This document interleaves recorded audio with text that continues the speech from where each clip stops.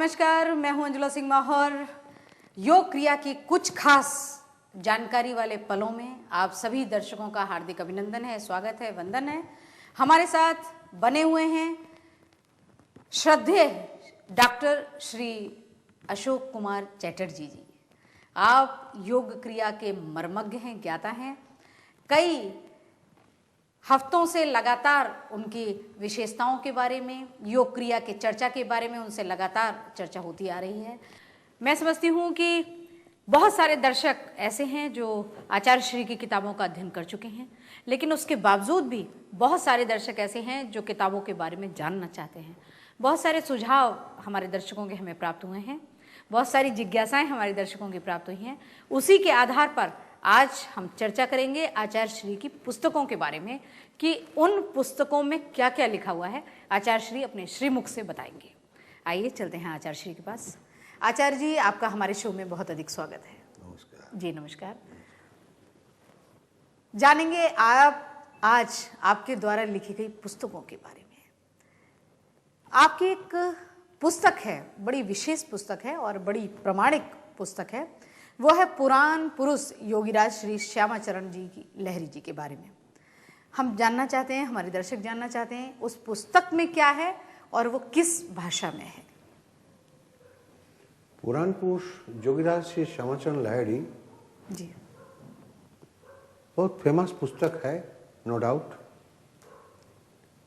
ये पुस्तक में लाहिड़ी बाबा का कंप्लीट जीवन कहानी है, बायोग्राफी, जी, जन्म से और लाइफ का एंड तक।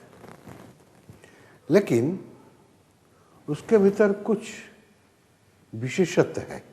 जी, विशेषत्व यही है कि उनका जो जीवन दर्शन, उसके ऊपर आलोकपात किया गया है। जी, और ये जो पहले से वो फिक्स था, भवितव्य था। जी, क्या भवितव्य था? मैं एज ए राइटर में तो हमारा बारे में हम कुछ नहीं बताएंगे, जी, वो जनता सोच लेंगे, हमारे देशवासी सोच लेंगे। जी, लेकिन ये इसीलिए निर्वाचन था कि ये पुस्तक में क्या क्या होना चाहिए था। जी, मेरा गुरुजी मुझसे सत्यचरण लाहिड़ी बाबा, जो कि श्यामाचरण लाहिड़ी महाशय का ग्रैंडसन था, जी, उन्होंने एक दिन बनारस से मुझको बुलाया कि तुम जल्दी काशी आ जाओ। जी। तो हम काशी गया।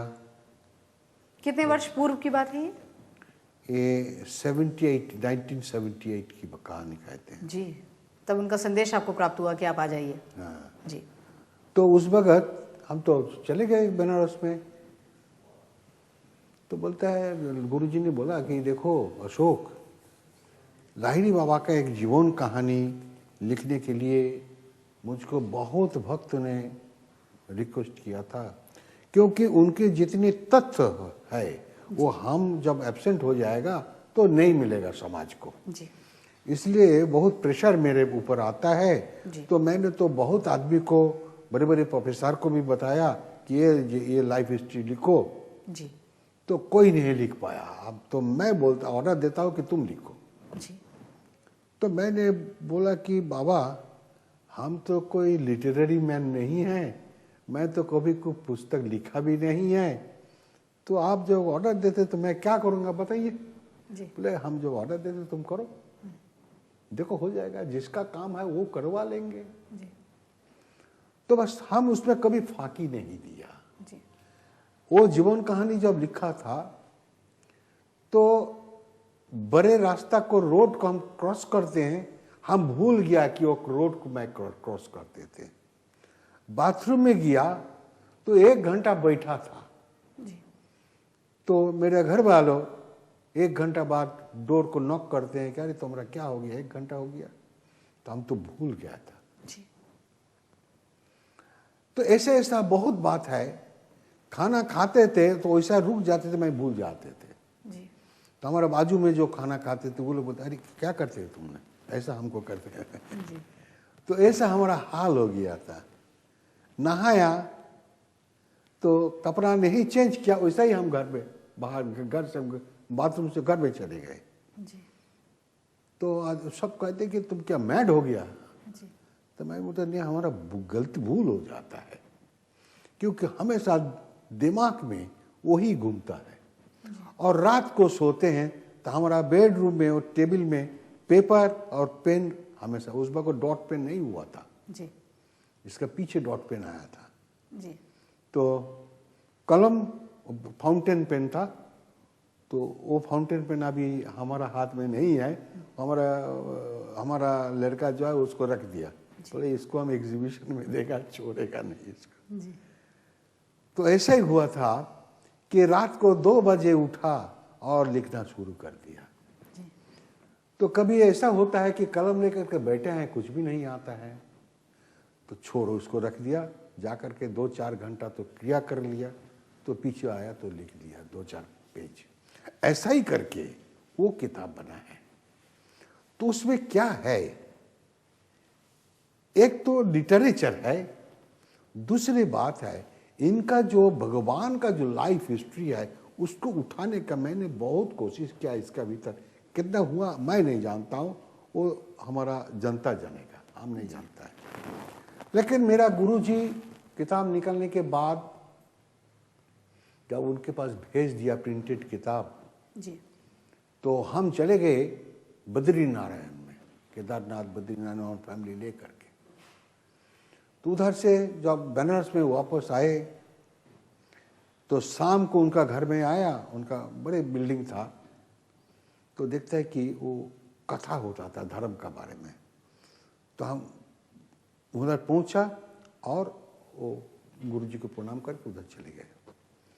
तो एक जस्टिस, जी वो रिटायर्ड जस्टिस था हाई कोर्ट का, उन्होंने उसका पुराण पुरुष किताब को पढ़ के सबको सुनाते थे और एक्सप्लेन कर देते थे। जी तो हम तो पीछे जा कर के बैठ गया। 2 मिनट के बाद गुरुजी कहते हैं कि अब जरा रुक जाओ, आप जिसको किताब पढ़ते हैं वो आपका पीछे देखो, पीछे तरफ बैठे हैं। वो आ गया तो वो जस्टिस साहब ने किताब को बंद कर दिया और कहते हैं कि हमारा तरफ देखा भी नहीं। वो जस्टिस साहब ने कहते हैं कि ये किताब जो लिखा है वो मेरे नज़दीक में जो आ जाएगा, ये हम कभी सपना भी हम सोचा नहीं था। तो और बड़े बड़े बात को बोलने लगा। हम बोले कि ऐसा मत बोलिए, मेरे भीतर में तो मेरा मन बिगड़ जाएगा, मेरे भीतर कोई अहंकार आ जाएगा, ये आप मत बोलिए। जी तो रुक दिया। तो ऐसा बात हुआ कि गुरुजी हमको बोला कि देखो एक किताब जो है ये सत्ययुग के गीता के मापी हो जाएगा। तो हम बोले बाबा हमने ये सब नहीं किया, ये तो आपका कृपा से जो हो गया मैं नहीं जानता हूं। तो बात यह है कि इसके भीतर है नहीं क्या, उसके भीतर जो चाहे वो मिल जाएगा। लेकिन मेरा गुरुजी का यही ऑर्डर था कि कोई अपना मुताबिक का कहानी मत लिखो, जो सत्य है ट्रूथ उसको उसमें लगाओ। और लाहिरी बाबा का जो आदर्श है, जो फिलोसफी है, जो साइंस है, उसको बैठाओ कि इन फ्यूचर में मनुष्य का कल्याण होगा। जी तो मैंने तो बहुत कोशिश किया कि हमारा गुरु का ऑर्डर को मेंटेन करने के लिए, और ऐसा ही हमने किया है, कोशिश किया। कितना अच्छा नहीं हुआ कि अच्छा हुआ कि बुरा मैं नहीं जानता हूँ, वो मेरा गुरुजी जानता है। और जो रीडर है वो लोग जानेगा। मैं अपना किताब को प्रशंसा नहीं करेंगे जी तो इसमें अहंकार आ जाएगा। आचार्य जी ये बताइए कि किस भाषा में लिखी हुई है ये किताब? हाँ, पुराण पुरुष का मैक्सिमम इंडियन लैंग्वेज में है। जी जैसा असमिया लैंग्वेज में है नहीं, उसका अभी ट्रांसलेशन करके रखे हैं, लेकिन अभी बुक फॉर्म में नहीं आया। जी कुछ तकलीफ है इसके लिए। और मैक्सिमम इंडियन लैंग्वेज में आ गया, इंग्लिश में अब आया, बाहर का फ्रेंच लैंग्वेज में भी वो किताब निकल गया।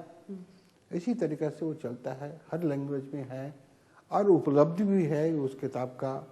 जी। अरे बड़े बड़े शहर में सभी जगह उन्हें दिया जाता है, उतना लिस्ट मेरे पास तो है ही नहीं, मैं नहीं जानता हूँ।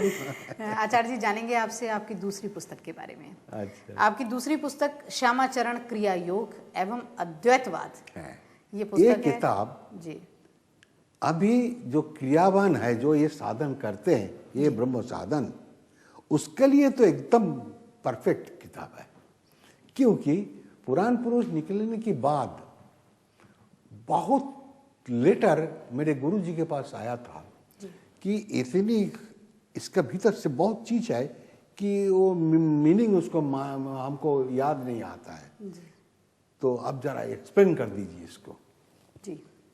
तो उस टाइम पर मेरे गुरुजी बोला कि देखो ये तो टेक्स्ट बुक हो गया, लेकिन इसका तो मीनिंग बुक तो होना चाहिए, नहीं तो स्टूडेंट लोग कैसे सोचेगा, समझेगा। गाइड उसके साथ और निकाल गाइड बुक होना चाहिए। जी तो तुम और दूसरा किताब एक तो लिखो कि जिसमें उसका जितना क्रीम है उसको निकाल करके कि आम जनता को उसको समझ सरल भाषा में और सरल एलोबरेट भाषा कर दीजिए। जी तो मैंने ये किताब को लाहिरी बाबा का 100 जो वक्तव्य है उसको चुन के ले लिया जी और उसी को एक्सप्लेन कर दिया। जैसा गीता में नंबर दे करके 1 2 3 4, वो हम वैसा अभी अध्याय नहीं लगाया चैप्टर, लेकिन कंटिन्यूस 100 श्लोक 100 बात को लाहिरी बाबा को मैंने चुन के ले लिया और उसी को एक्सप्लेन कर दिया। जी। तो उसमें इतने सरल में उसको एक्सप्लेन किया है कि उसी में जो जो लाहिरी बाबा को बात को भीतर में दे दिया वो सब आदमी को समझ में आ जाएगा। लेकिन ज्यादा से ज्यादा समझ में आएगा जो आदमी यही ब्रह्म साधन करते हैं और करेंगे, उसके लिए वो मीनिंग फुल है। जी आचार्य श्री, इस पुस्तक में आपने 100 वक्तव्यों का संकलन किया है। हमारे दर्शकों के लिए एक वक्तव्य ऐसा बताइए जो आपको सर्वाधिक पसंद हो, तो वो भगवान का संदेश भी प्राप्त होगा दर्शकों को और आपके द्वारा लिखी गई उस पुस्तक का परिचय भी प्राप्त होगा। हम एक तो श्लोक बताते हैं जी। उसमें लाहिरी बाबा, ये सब जोग की बात है जी। लाहिरी बाबा कहते हैं खेचरी करने से इंद्रिय दमन होता है, वो उनका एक कमांड है। जी। तो उसके एक्सप्लेन करते करते हुए 10-15 पेज हो गया। जी। इतनी बड़ा चीज है उसका भीतर। अब खिचड़ी क्या है? जी। लाहिरी बाबा कहते हैं कि खिचड़ी करने से इंद्रिय दमन होता है। इसका मतलब हुआ ऑपोजिट में, जिसका खिचड़ी नहीं हुआ उसका इंद्रिय दमन नहीं हो पाएगा। नहीं हो पाएगा। जी। तो इसको हमको एक्सप्लेन करके समझाना पड़ा कि खिचड़ी क्या चीज है और इसको करने से क्या होगा।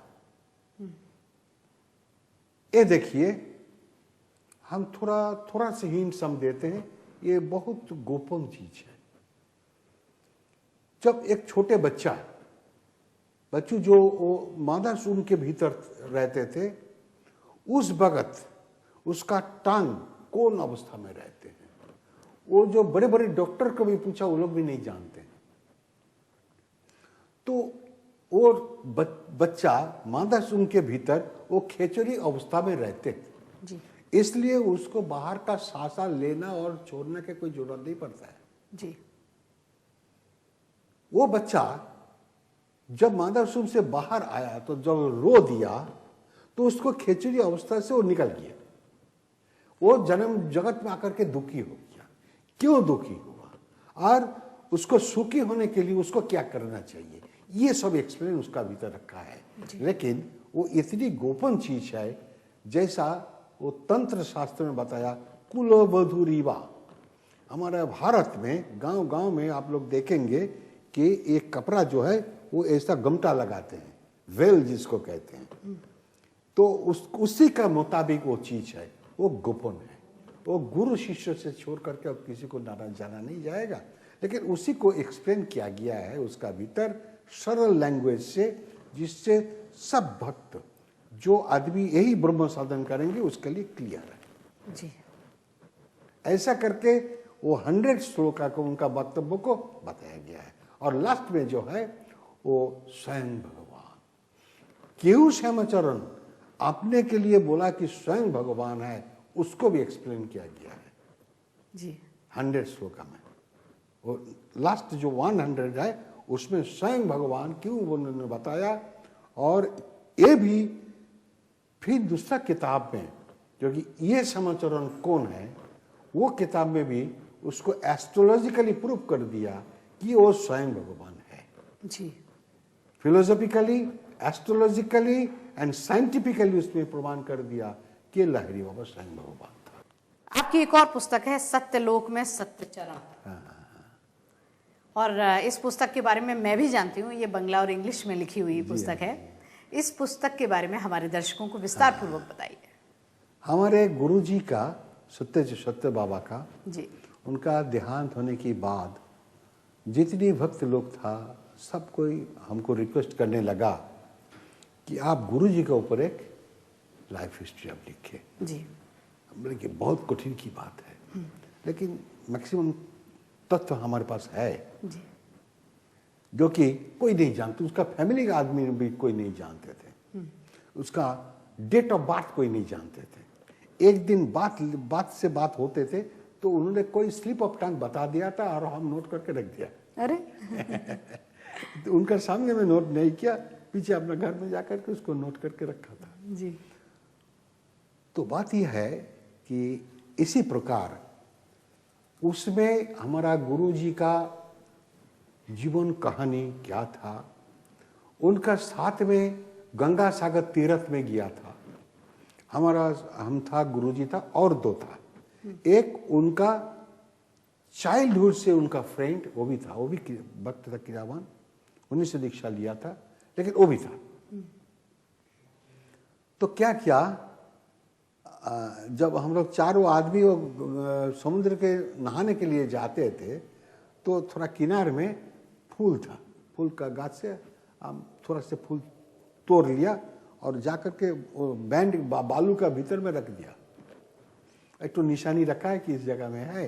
जी तो गुरु जो पहले तो उनको ओल्ड एज आदमी था, समुद्र का तो रोलिंग है उधर, रोलिंग कमती है होता है, तभी भी उनको पकड़ करके नहा लिया और उनको ऊपर उठा करके, और हम भी एक डूब लगा दिया और ऊपर उठ करके वो फूल को निकाला और गुरु जी का चरण में दिया। उनको जो जो हमारा जोग का प्रणाम है उसी मुताबिक उनको प्रणाम किया। जी तो उनका जो चाइल्डहुड का जो फ्रेंड था वो आकर के हमको बोला कि मुझे फूल दो। तो हम उधर से वो सैंड के भीतर से थोड़ा फूल उठा करके उनको दे दिया। वो भी उनको प्रणाम किया और कहते हैं कि अशोक तुम हमारा आंख खोल दिया। हम बोला है क्यों? वो भी हमारे गुरु जी का सेम एज है, हम तो मालूम नहीं है आप क्यों ऐसा खोल दिया ऐसा बात। बोले देखो तीर्थ में, गंगा सागर महान तीर्थ है जी तो ये तीर्थ में आकर